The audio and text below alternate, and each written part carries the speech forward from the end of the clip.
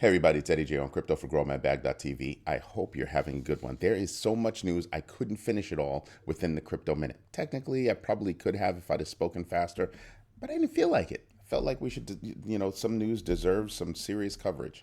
You know, I woke up this morning and, sometimes I listen to, one of these YouTubers and he said, "Oh, I don't know why Shiba Inu is going up. I don't know why." Good morning, Stitchy. I don't get it. And I'm like, I covered it last night. Maybe you should have been watching my show. It's going up because, Rick Ritchie let us know the night before the news broke that, hey, there's some rumors going around that Shiba Inu is actually going to launch SHI, as a stable coin. Okay. Then yesterday, I actually found news about it. That was the groundbreaking news that one of the top developers was hinting at earlier in the week. And last night, somebody says, "Oh, I don't know why it's up 25%." Say what now? Telling you, you should join the Grow My Bag, community, because we find things out. We really do. There are people on here that are better than I am at doing research, that are more curious than I am, and I'm just trying to bring them all together so that we can actually learn things together. What else happened?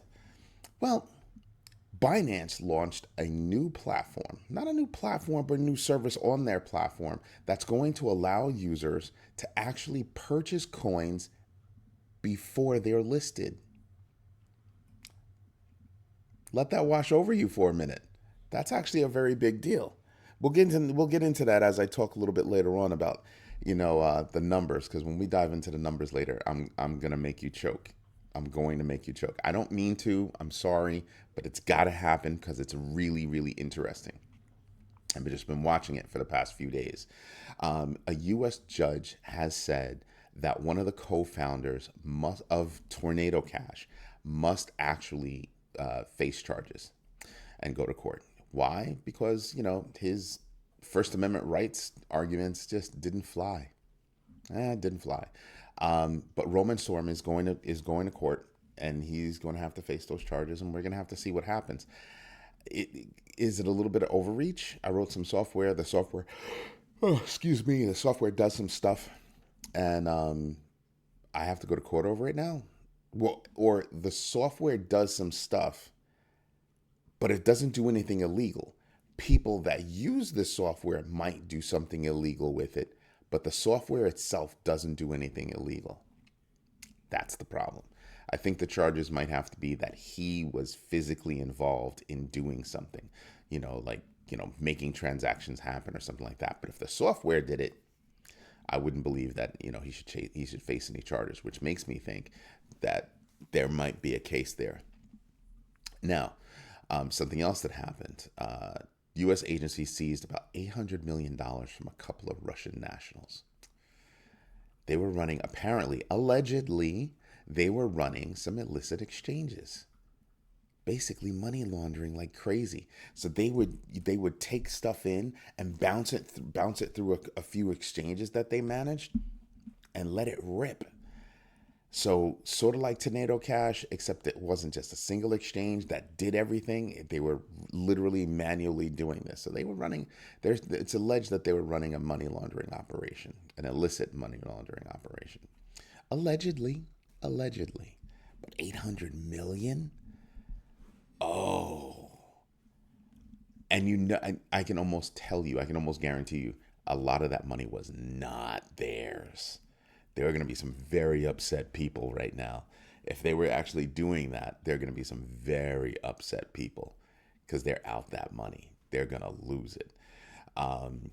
Speculation surrounds potential integration of XRP as a bridge currency for Swift. Now, hold on before you lose your ish. It is just a proof of concept.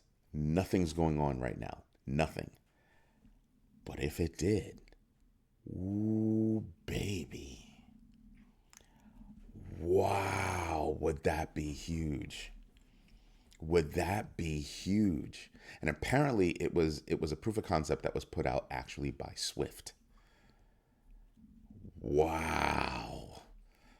So they've got Chainlink doing stuff on this side, with regard to settlements and CCIP, and then they'll have XRP. They could maybe in the future have something going on with XRP on this side.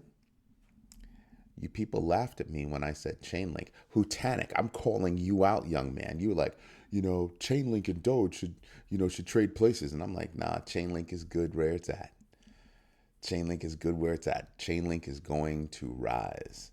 And XRP is going to blow up. I mean, I get what you're saying. Because Doge, really, it's. I hear you, bro. I hear you. Just crazy. So when people look at me and they go, "Why are you so positive? Why are you, why are you like that?"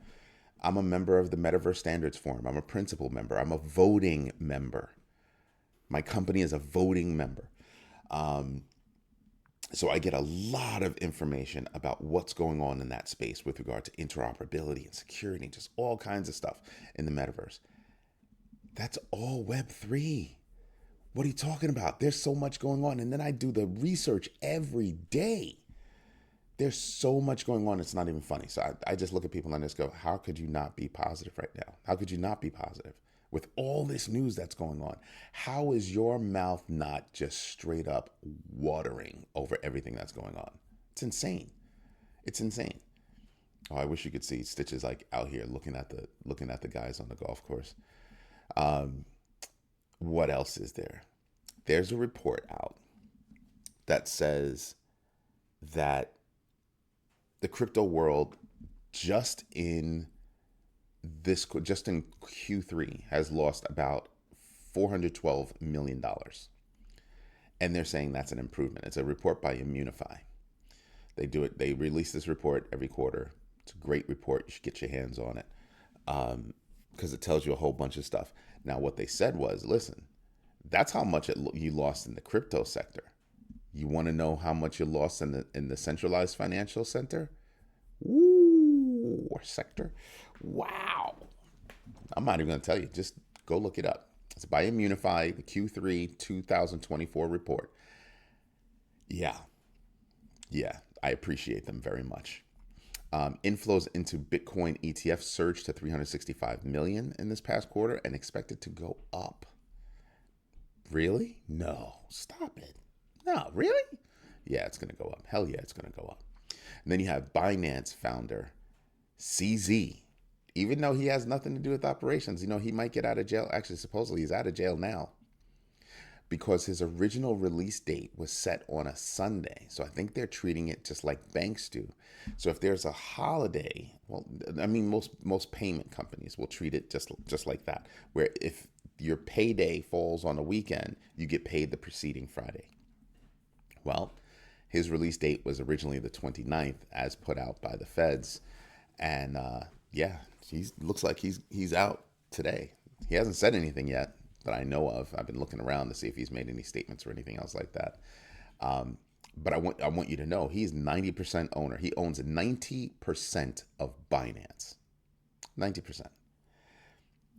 But they're saying he's banned from operations. Nobody's banned him. You can't ban a guy who owns 90% of anything.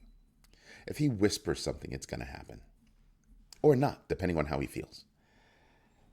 There's no way in the world that you're going to own 90% and you can't do anything. You done lost your mind. You done lost your mind. He can't manage his money in a private company? Good luck with that.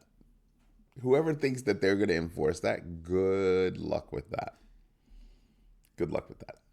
He owns 90%. I'm still trying to get that through my head that somebody actually thinks that they can ban him from operations. Maybe he doesn't want to do daily operations. He'll let the current CEO run daily operations, but when he hears something, he's going to go boop, boop, boop. Hey, dude, I didn't like that. Go fix it.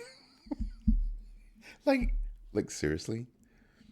I mean, think about that. Think about CZ not having a word to say about what goes on at Binance. Maybe out in public, he'd be like, no, I have nothing to do with it right now. And then there are rumors that Binance doesn't own WazirX, but they don't know if CZ owns WazirX or won't say. That's going to be interesting because WazirX is in deep, deep trouble. Deep trouble. It's a security problem. They have a security problem. They haven't been able to solve it. They've got to, so as a part of that moratorium, they've got to let the government know what their wallet addresses are. I don't think they have to kick up their wallets, but they need to know what the wallet addresses are so they can see if there's any money being moved. Ooh, yeah, that's going to be a very big deal. That they're not going to try to dump, is what I'm thinking. So I'm just sitting back and I'm here for it. I'm here for all of this news. I'm here for all of it. I love it. Absolutely love it. Now back to Binance. Imagine being able to buy,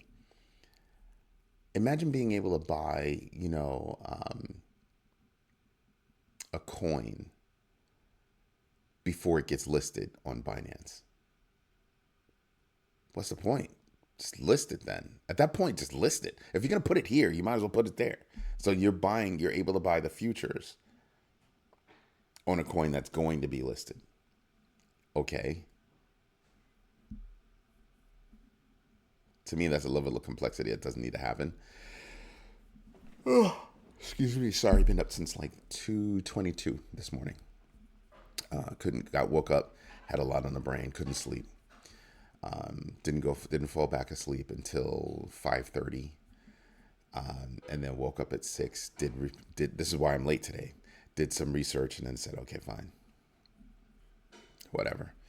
But tonight's show is going to be interesting because I'll be talking about all of this, all of it. Because I'm sitting back and I'm just wondering, like, how do you not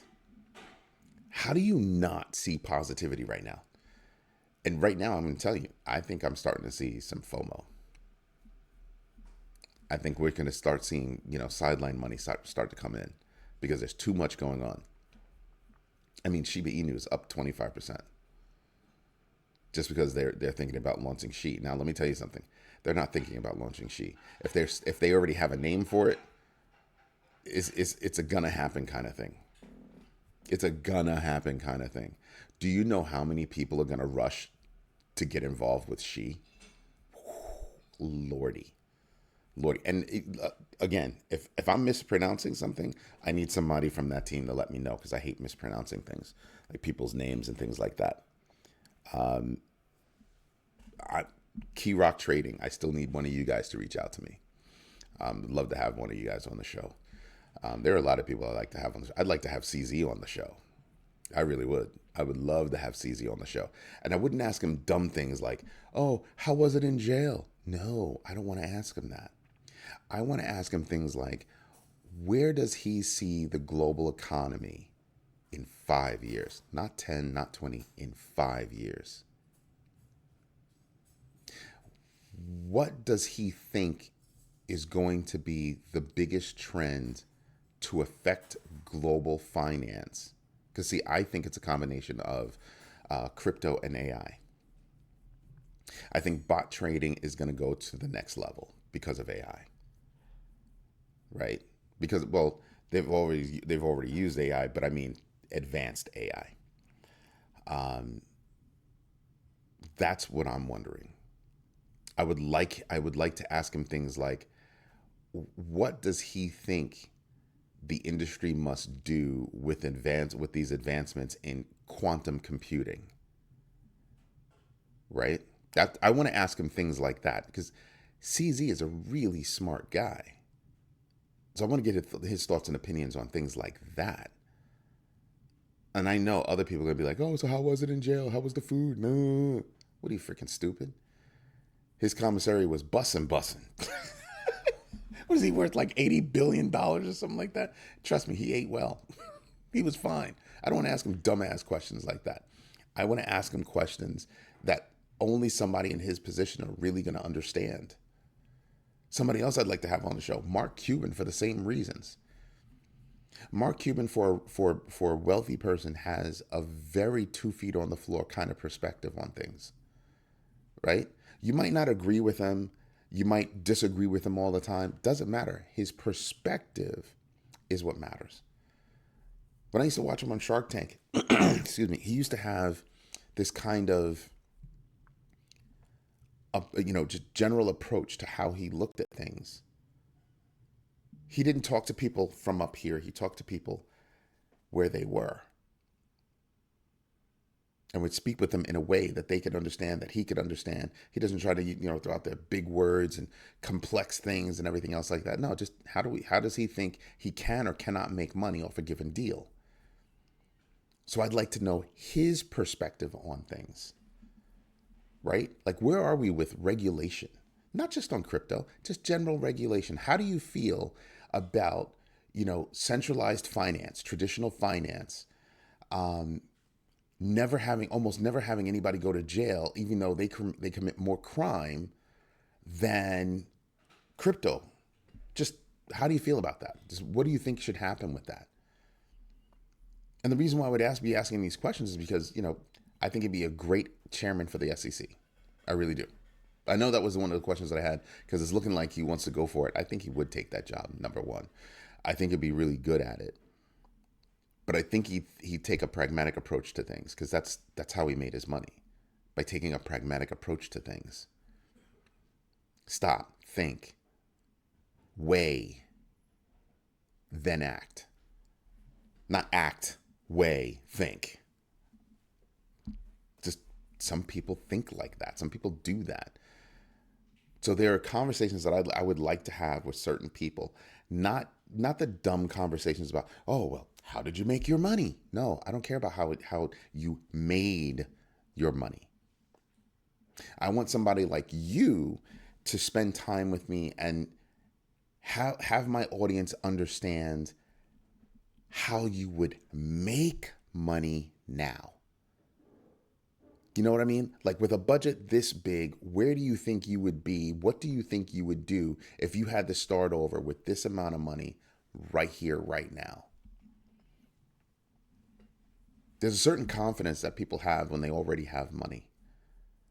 And it's very seldom that they actually get humbled. But, excuse me, if you needed to start over, where would you start? How much money would you need to start there? Right? Because I tend to think that the best people that make money are the ones that came from nothing. Because they already know what nothing is. You know what I mean? They already know what nothing is. They already know how to stretch $1 so that you can feed your family for a week. They already know how to do that. They don't have to do it now. They probably haven't had to do it for a long time. But because they have those memories, they're going to understand. So I just want to know, how you made your money in the past. Well, that's the past. Those times don't exist right now. Excuse me. Those times don't exist right now. I want to know how would you make money in this climate? Where would you go to make money? Would it still be in the United States? Would it be in Asia? Would it be in Europe? Would it be in South Central America? Where would you go to make money? Some people automatically say, oh, I'd be in the United States and I would do da da da da da da. I don't know. I don't know. This is why there are certain people I would love to interview, and just not ask them dumb questions, the same dumb questions that everybody asks them. So if you know somebody like a Mark Cuban, right? Like a CZ, like a Brad Garlinghouse, like a Warren Buffett, like just somebody that has made money, come from nothing. Michael Bloomberg is another one. I actually know somebody that works for Michael Bloomberg. But I would like to interview people, that have made their money to understand how they would go about making money now. If you had to start with this much, how would you make money now? Right? That would be my interest. That would seriously be my interest. What industries would you hit? Why? For me, I'm looking to buy small businesses, especially print media companies. I'm definitely interested in that because I think that between my company's capabilities, that company's capabilities, we could extend the reach and we could make money from it. But that's just me. That's just me. But yeah, when I look at some of these moves, by people that have money, I'm just sitting back and I'm just going, wow. And when I look at these moves here in the crypto space, people laughed at me when I said, shib, shib, shib, right? I told you I have slots. I have slots. Shib, Chainlink. I even have some XRP. I hadn't bought XRP in a long time. In a long time. And a couple of weeks ago, I bought some XRP, a substantial amount. Because I thought that, okay, it's going to finally start to wake up. And when it wakes up, it's not going to be small. It is not going to be small. It's going to be huge. And the reason why is because they're going after institutional money, and one big deal with an institution, it's just going to skyrocket. So imagine if they had a series of deals. That's what Chainlink is doing. Chainlink is just racking up a series of deals. But you know what we should do? That's right. We should get into the numbers. So let's go do that. Get my notes out of the way. We're going to start with the GMB Crypto Tracker Top 25 Losers. Updates every 10 minutes, so I don't have to worry about it. I want you to look at this first one right here. Bam. What do you see? Hamster Kombat. That's what you see. That's what you're seeing right there. Hamster Kombat. I told you about an article a couple of days ago that the bulk of airdrop tokens drop, right? And they drop like 50%. Here you go, 45%. It's down. Hamster Kombat is down 45% from its all-time high. And I'm just like, interesting, folks. Very interesting. People thought it was me. It's not me.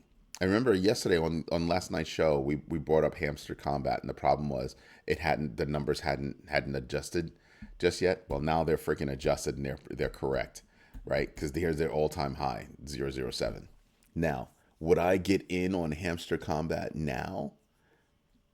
Maybe. I mean, its market cap is just below 500 million.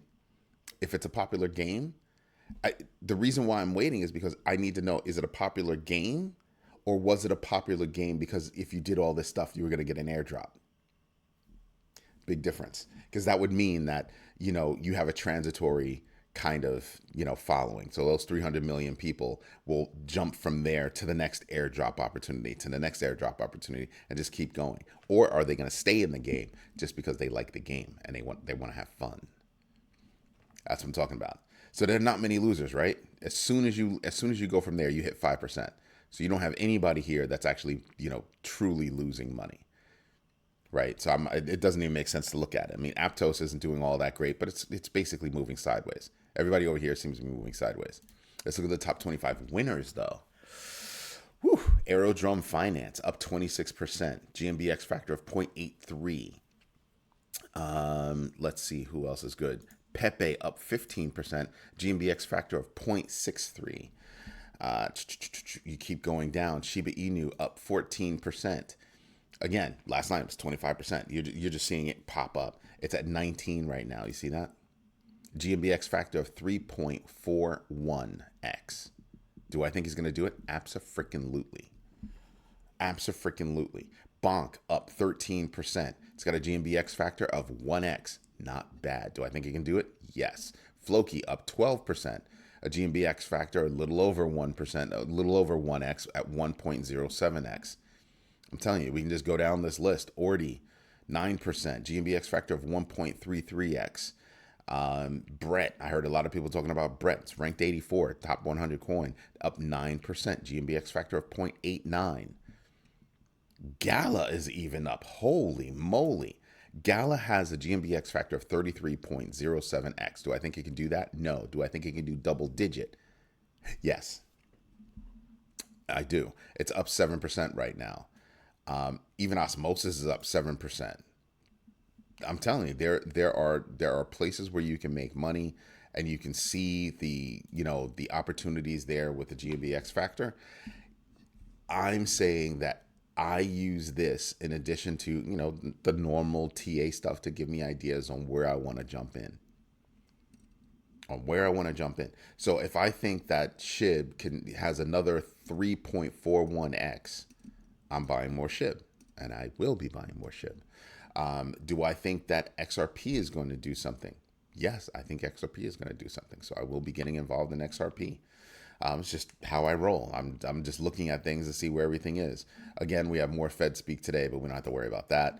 The fear and greed index is at 61. It was at 50 yesterday. So we are in the greed territory right now. Not bad. DeFi Llama, we have 97 billion, $97.657 billion in total value locked. I think we'll hit above 100 million by Monday.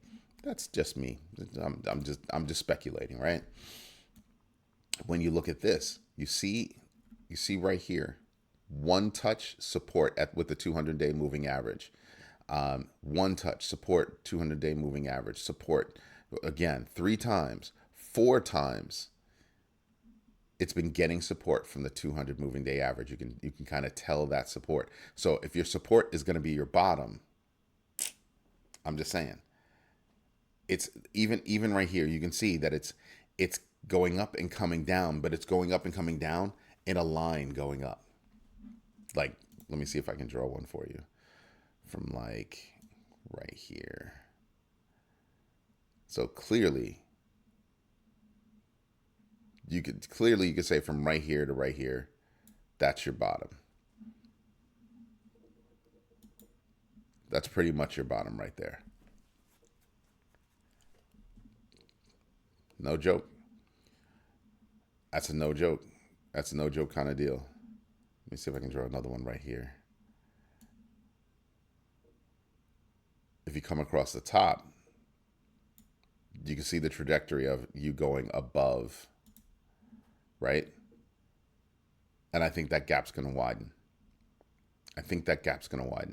Now, these lines aren't exact. Obviously you can tell. Normally I connect like 3 dots and keep it moving from there.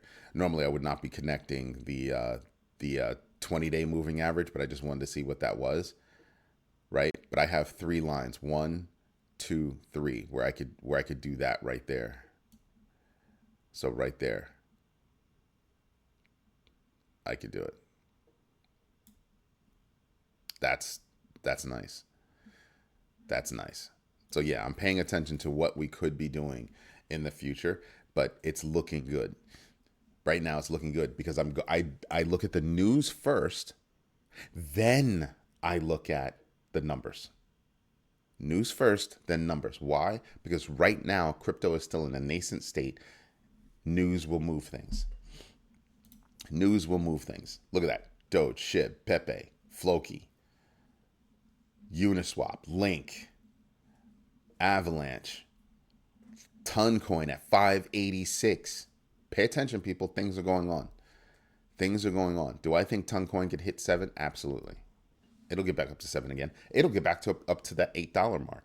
I still think by the end of the year, we could be at $12 for Toncoin. I still think by the end of the year that could happen. Right? Because I think there's going to, as we approach, the elections, I think things are going to go well. And then after the elections, after everything's settled down, you're going to see pop up. That's what I'm thinking. You have a lot of money sitting on the sidelines, and I think that money is going to get tired of sitting on the sidelines and seeing things go up. Right? I mean, when you see SHIB going up 25%, people are losing their freaking minds.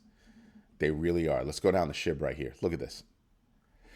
86.83% upward mobility for the year.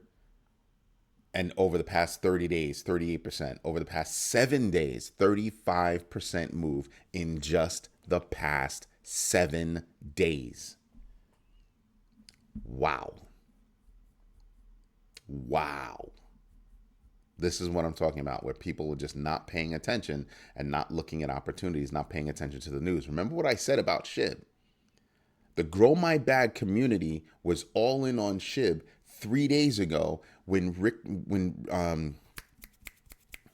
Ritchie actually said, "Hey, have you heard about She? I've been hearing some whispers." And I was like, "I don't even know what that is." He was like, "Oh, that's the stable coin by Shiba Inu." Everybody was like, "Oh, this is 3 days ago." Then I came out with news and I said, well, 2 or 3 days ago. And then I came out with news the next morning and I was like, "Oh, look at what look at what Rick said." right? And now you're sitting back and you're going, dang, if we would have listened to Rick just a few days ago, even if you said I listened to Rick 2 days ago, I'm at a better than 14% rise. If I'd have bought SHIB then, I'm at a better than 14% rise. Just saying. Just saying. People got to pay attention. This is why we're building the Grow My Bag community. We're all a bunch of people that are interested in knowing how to invest. And not just in crypto, invest, period. So if you're not a member yet, you need to join. Don't just like the move. Don't just like the show. Don't just subscribe. You need to join. Become a big bagger. Did you know on October 18th, we're going to have another private video conferencing session between all of the big baggers. All of the big baggers will be there. Just saying. Just saying. This is a community that's rocking and rolling and teaching each other, helping each other grow their bags. That's what this is all about. Anyway, this is Eddie J on crypto for growmybag.tv. I hope you have a good one. Don't forget to sign up. Don't forget to have some fun. And don't ever miss out on doing your own research. Have a good one, everybody. Bye-bye.